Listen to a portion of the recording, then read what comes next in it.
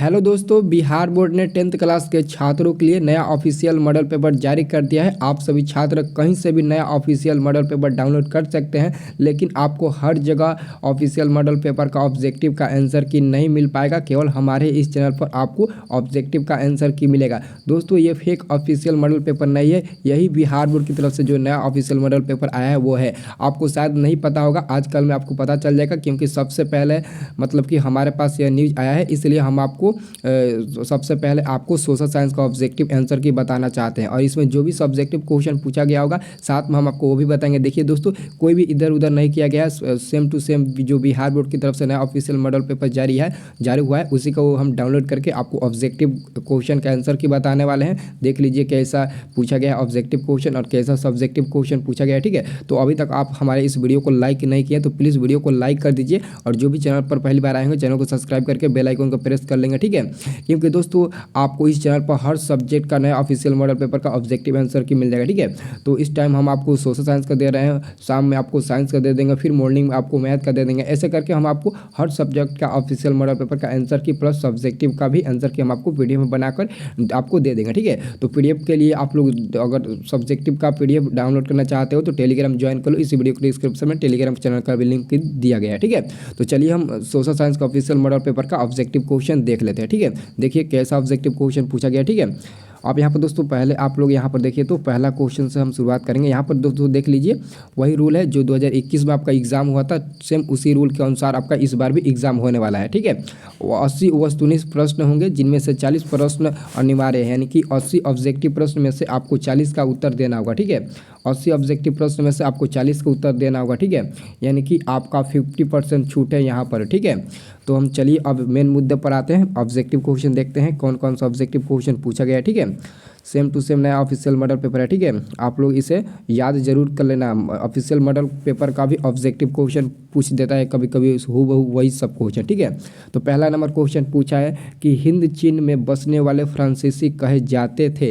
हिंद चीन में बसने वाले फ्रांसीसी क्लोन कहे जाते थे। आंसर आपका सी नंबर हो जाएगा। ठीक है, पहला का आंसर सी नंबर हो जाएगा। दूसरा नंबर क्वेश्चन कहता है कि रॉलेट एक्ट कब पारित हुआ।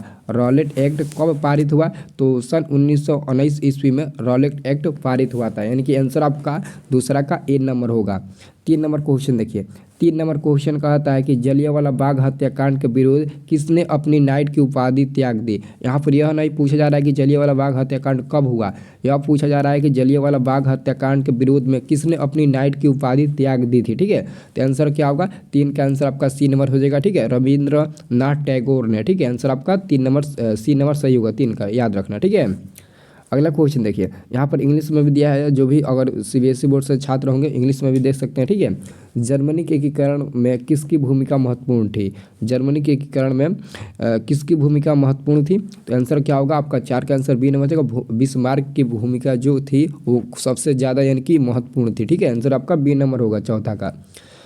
पाँचवा नंबर क्वेश्चन देखिए, आर्य समाज की संस्थापना किसने की। आर्य समाज की संस्थापना किसने की, तो 5 के आंसर आपका सही क्या होगा, सी नंबर हो जाएगा।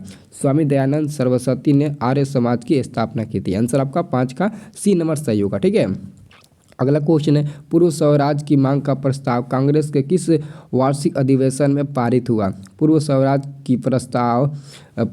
की मांग का प्रस्ताव कांग्रेस के किस अधिवेशन में पारित हुआ, यह तो क्वेश्चन ऑलरेडी आपको पहले भी बता चुके हैं, लाहौर 1929। ठीक है, आंसर आपका ए नंबर हो जाएगा। अब यहाँ पर 7 नंबर प्रश्न देखिए, भारत में सूती वस्त्र की प्रथम मिल खोली गई। भारत में सूती वस्त्र की प्रथम मिल कहाँ खोली गई थी, तो याद रखना कलकत्ता में। ठीक है, 7 का आंसर कलकत्ता होगा, 1818 ईस्वी में कलकत्ता में खोली गई थी। ठीक है, अगला क्वेश्चन 8 नंबर देखिए, 8 नंबर क्वेश्चन है अखिल भारतीय ट्रेड यूनियन कांग्रेस के प्रथम अध्यक्ष कौन थे। 8 का आंसर बी नंबर होगा, लाला लाजपत राय। आंसर आपका बी नंबर होगा। ठीक है, 8 का। अब दोस्तों अगला क्वेश्चन 9 नंबर देखिए, तो 9 नंबर प्रश्न कहा था कि हिंद चीन क्षेत्र में अंतिम युद्ध की समाप्ति के समय अमेरिका राष्ट्रपति कौन थे। यानी कि हिंद चीन क्षेत्र के अंतिम युद्ध के समाप्ति के बाद अमेरिका के प्रथम राष्ट्रपति कौन थे, तो निक्सन होगा। ठीक है, 9 का आंसर बी नंबर निक्सन थे। ठीक है, याद रखना। अगला क्वेश्चन देखिए, 10 नंबर क्वेश्चन है, विक्टर एमेनुअल ने किसे प्रधानमंत्री नियुक्त किया। ये तो काउंट काबूर। ठीक है, 10 का answer count Cavour, answer C number हो जाएगा। ठीक है, विक्टर एमेनुअल ने काउंट कपूर को प्रधानमंत्री नियुक्त किया था। आंसर आपका सी नंबर सही होगा।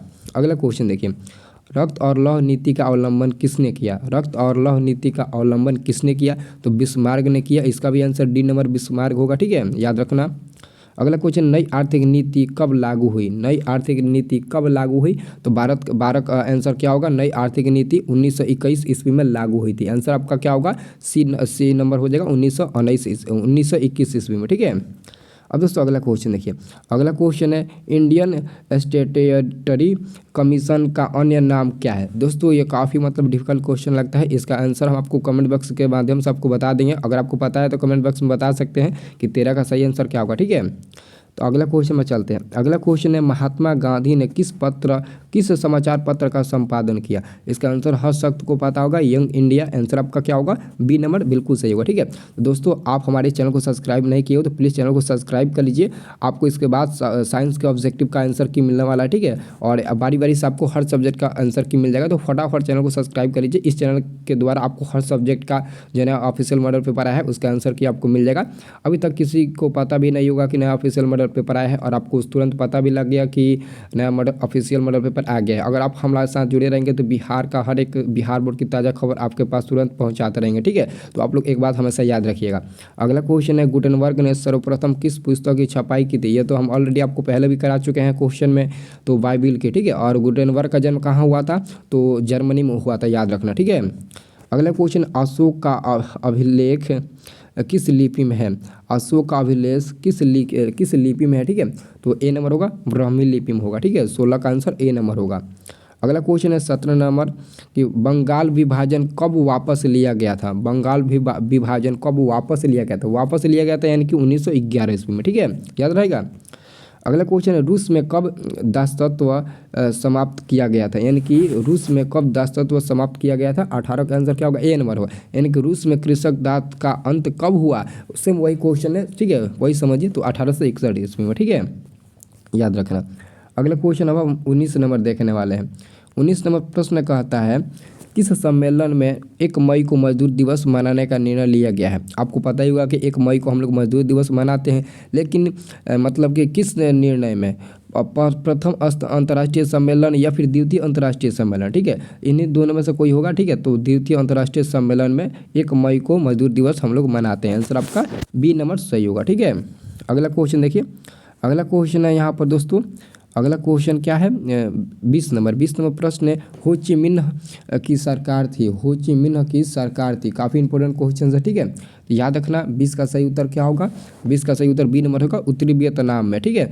हो ची मिन्ह उत्तरी वियतनाम में सरकार बनी थी उनका, ठीक है, याद रखना। हो ची मिन्ह का सरकार उत्तरी वियतनाम में बनी थी। वार एंड पीस किसकी रचना है? टॉलस्टॉय हो जाएगा, ठीक है। वार एंड पीस टॉलस्टॉय की रचना है। आंसर आपका किसने लिखी? तो टॉलस्टॉय ने लिखी थी। आंसर आपका क्या होगा?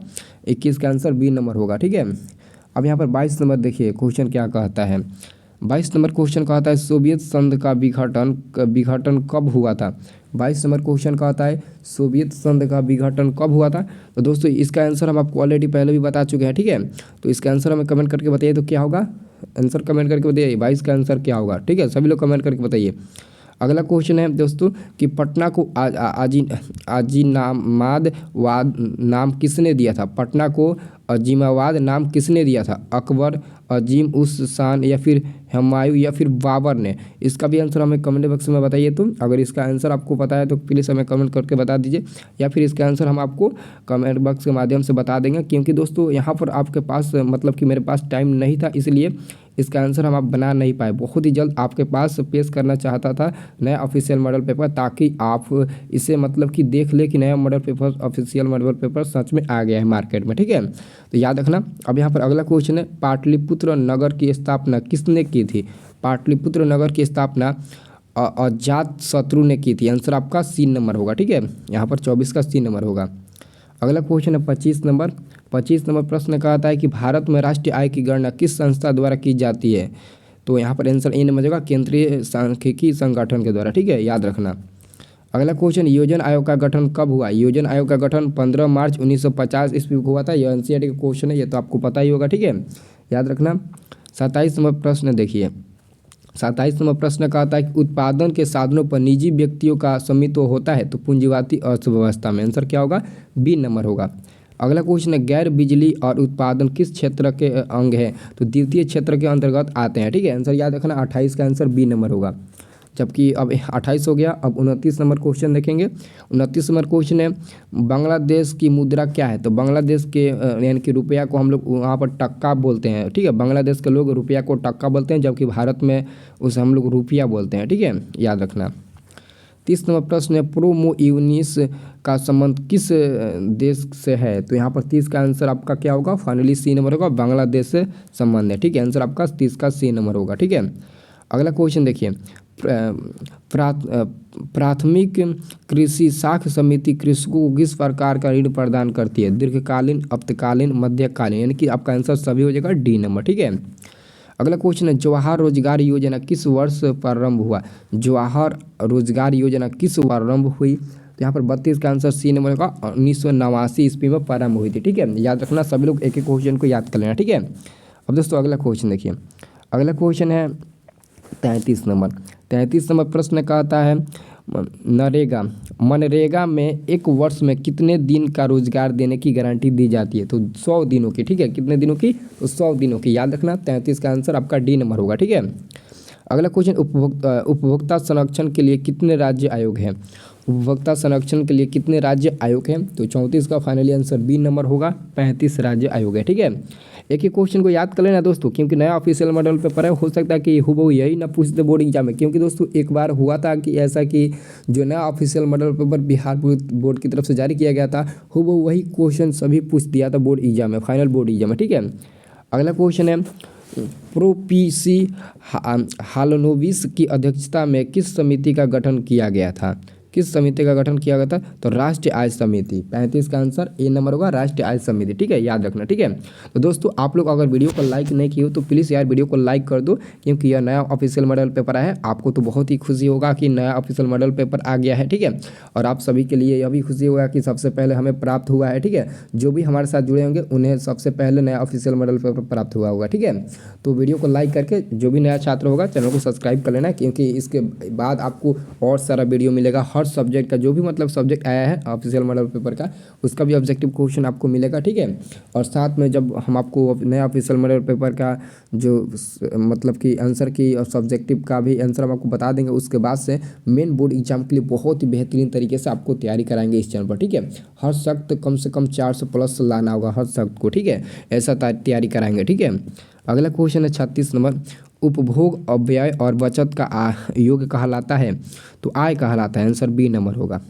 अगला क्वेश्चन है निम्न में कौन आर्थिक क्रिया का चक्रीय प्रवाह है? आर्थिक क्रिया का चक्रीय प्रवाह कौन है? तो आय, व्यय, उत्पादन सभी होगा। ठीक है, अगला क्वेश्चन है भारत में सर्वप्रथम राष्ट्रीय आय का अनुमान कब लगाया गया? भारत में सर्वप्रथम राष्ट्रीय आय का अनुमान कब लगाया गया? 38 का फाइनली आंसर क्या होगा?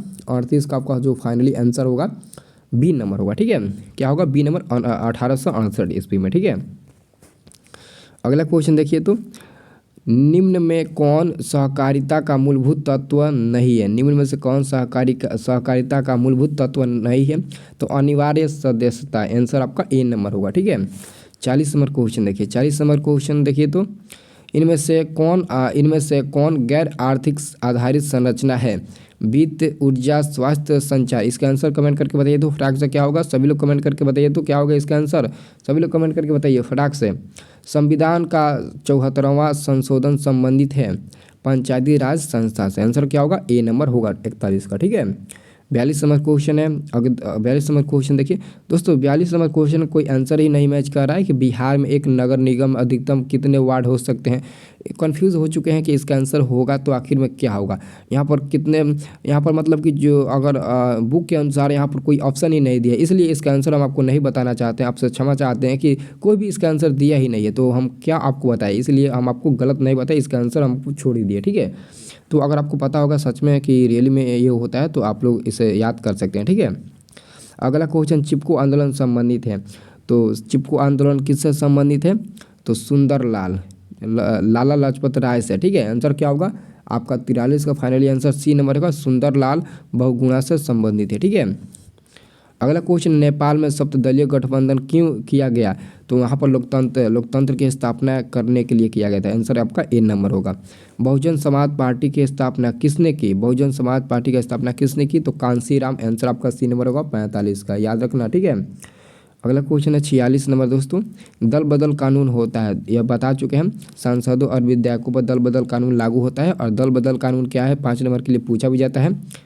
अगला क्वेश्चन है, झारखंड बिहार से कब पृथक हुआ? तो 15 नवंबर 2000 को झारखंड बिहार से अलग हुआ था, यानी कि 47 का आंसर ए नंबर होगा, ठीक है।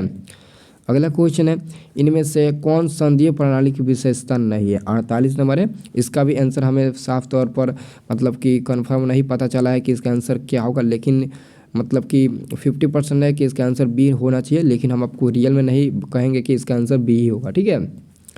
अगला क्वेश्चन है, लोकसभा में चुने हुए सदस्यों की संख्या होती है। लोकसभा में चुने हुए सदस्यों की संख्या 545 होती है, यानी कि 49 का आंसर आपका क्या होगा, ए नंबर होगा। अगला क्वेश्चन है, पूर्व में बांग्लादेश जाना जाता था तो पूर्वी पाकिस्तान जाना जाता था, ठीक है। वेस्ट इंडीज संघ की स्थापना कब हुई? 1960 ईस्वी में। आंसर आपका सी नंबर होगा। वेस्ट इंडीज संघ की स्थापना 1960 ईस्वी में हुई थी। 51 का आंसर आपका क्या होगा, सॉरी 51 का आंसर क्या होगा, यहाँ पर 1960 नहीं होगा, 1958 होगा, ठीक है। क्षमा चाहते हैं, वेस्ट इंडीज की स्थापना 1958 ईस्वी में हुई थी, ठीक है, याद रखना। अगला क्वेश्चन, इंडिका के लेखक हैं, इंडिका के लेखक है, 52 नंबर क्वेश्चन है। और 52 का फाइनल आंसर मेगास्थनीज हो जाएगा। आंसर आपका सी नंबर हो जाएगा। अगला क्वेश्चन, विश्व का सबसे बड़ा लोकतांत्रिक देश कौन है? तो भारत देश है। विश्व का सबसे बड़ा लोकतांत्रिक देश भारत है, ठीक है। आंग सान सू की किस देश के नागरिक हैं? तो म्यांमार। आंसर आपका सी नंबर होगा, ठीक है। 54 का आंसर सी नंबर होगा। और फाइनली 55 नंबर क्वेश्चन है, क्षेत्रवाद की भावना का एक कुपरिणाम है, तो अलगवाद। आंसर डी नंबर हो जाएगा 55 का। अब यहाँ पर 56 नंबर क्वेश्चन देखेंगे, दुधवा राष्ट्रीय उद्यान कहाँ है? तो उत्तर प्रदेश हो जाएगा, डी नंबर, ठीक है। 56 का आंसर डी हो जाएगा। 57 नंबर क्वेश्चन है, भारत की प्रथम राष्ट्रीय जल नीति कब अपनाई गई थी?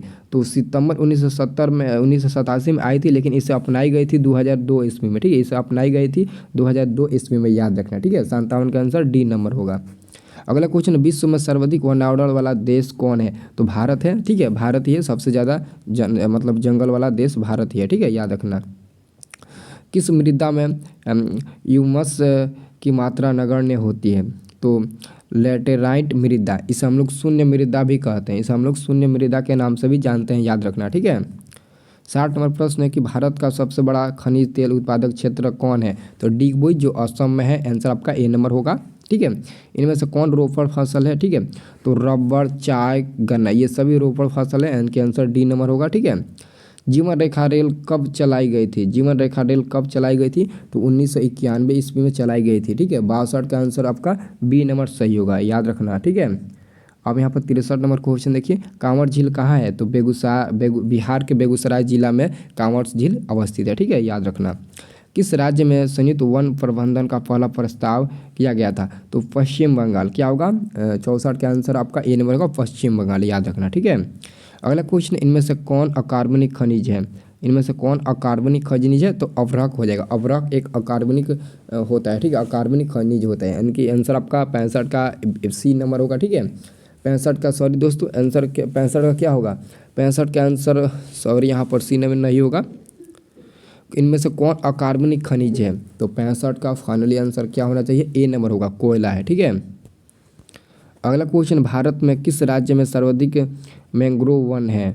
तो पश्चिम बंगाल ही हो जाएगा। इसका भी आंसर पश्चिम बंगाल होगा, सॉरी क्या होगा? पश्चिम बंगाल होना चाहिए, ठीक है। 66 का आंसर क्या होगा? 66 का आंसर बी नंबर जाएगा, पश्चिम बंगाल, ठीक है। और यहाँ पर 65 का आंसर हम आपको बताए थे। 65 का आंसर क्या बताए थे? 65 का आंसर हम आपको ए बताए थे, कोयला, ठीक है।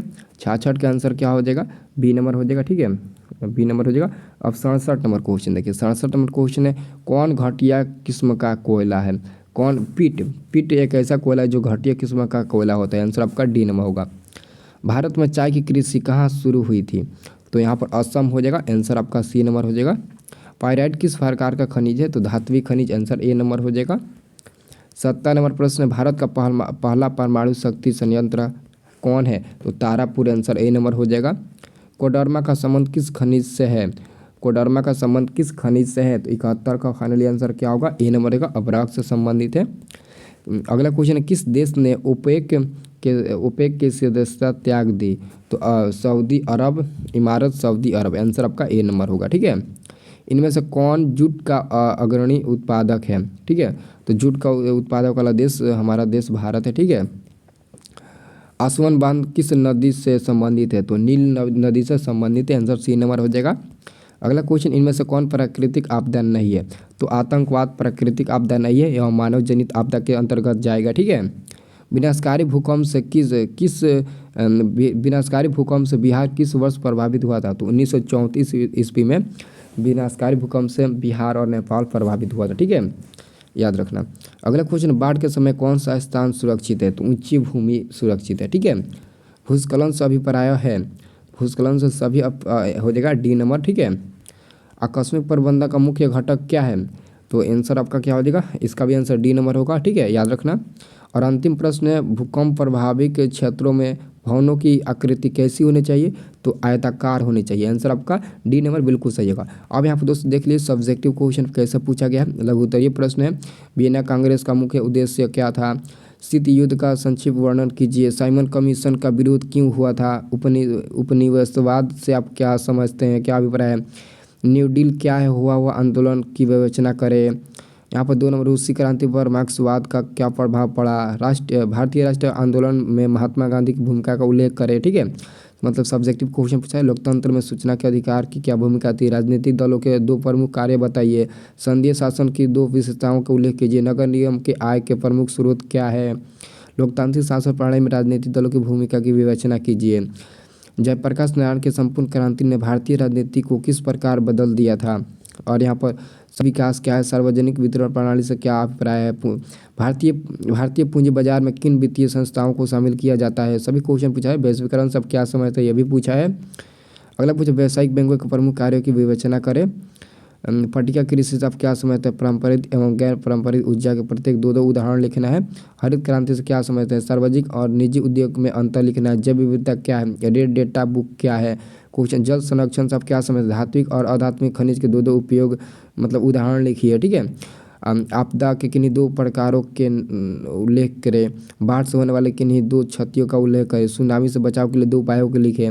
हेम रेडियो क्या है? ये सभी मतलब कि क्वेश्चन पूछा गया है सोशल साइंस के मतलब कि नया ऑफिशियल मॉडल पेपर में। ठीक है, तो कैसा लगा ये वीडियो आप लोग हमें कमेंट सेक्शन में ज़रूर बताइएगा। और अभी तक हमारे चैनल को सब्सक्राइब नहीं किया तो प्लीज़ छात्रों चैनल को सब्सक्राइब कर लीजिए, क्योंकि शाम को आपको साइंस का ऑब्जेक्टिव का आंसर की देखना है तो आप फटाक से चैनल को सब्सक्राइब कीजिए। ठीक है, अगर देखना है पक्का तो 100% गारंटी के साथ चैनल को सब्सक्राइब कीजिए। आपको शाम में तुरंत मिलेगा। ठीक है, आपको शाम में वीडियो आपको मिलेगा साइंस के ऑब्जेक्टिव का आंसर की। ठीक है, और इसके बाद से मैथ का मिलेगा, हिंदी का मिलेगा, संस्कृत का मिलेगा, इंग्लिश का मिलेगा। ठीक है, हर सब्जेक्ट का मिलेगा। ऐसा नहीं है कि केवल आपको सोशल साइंस का ही मिलेगा, बल्कि हर सब्जेक्ट का मिलेगा। इसलिए आप लोग बेफिक्र रहिए, बेफिक्र होकर चैनल को सब्सक्राइब कीजिए, वीडियो को लाइक कीजिए। ठीक है, और अपने दोस्तों के पास इसका आपको लोग इसके जानकारी पहुँचा देना, इसका नोटिफिकेशन आप अपने दोस्तों के पास भी भेज देना। इस वीडियो को शेयर कर देना अपने दोस्तों के पास, ताकि आपके दोस्त को भी पता चल जाए कि मतलब कि नया ऑफिशियल मॉडल पेपर जारी हो चुका है। आपको पता ही होगा कि सबसे ज़्यादा आप लोग अच्छे और रिश्ते दोस्त को ही मानते हो। ठीक है, अगर आप लोग दोस्त को एक अच्छा रिश्ता मानते हो तो अपने दोस्तों के पास इसे संदेश जरूर पहुंचाइएगा इस वीडियो को शेयर करके। ठीक है,